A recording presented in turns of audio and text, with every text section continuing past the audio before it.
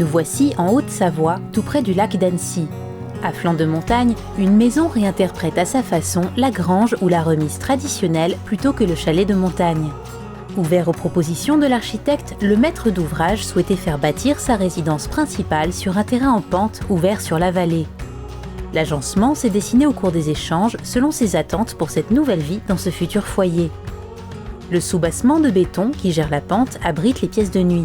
Et la partie supérieure, en ossature bois, accueille les espaces de vie tournés vers le paysage et la lumière.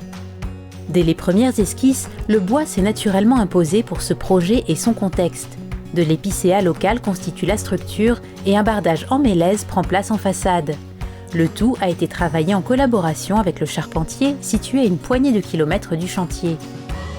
Mais c'est l'emplacement même de cette maison qui a forgé son caractère hors norme. D'abord, les contraintes réglementaires de hauteur et de terrassement l'ont implanté en parallèle des courbes de niveau. Ensuite, la pente est orientée vers le nord-est. Il s'agissait donc d'optimiser les apports en lumière et en chaleur et par la même occasion de cadrer avec soin l'ouverture sur le paysage. Pour cela, la maison adopte une forme de trapèze avec un pignon biaisé du côté sud. Quant au faîtage, il s'élève aussi peu à peu vers le sud.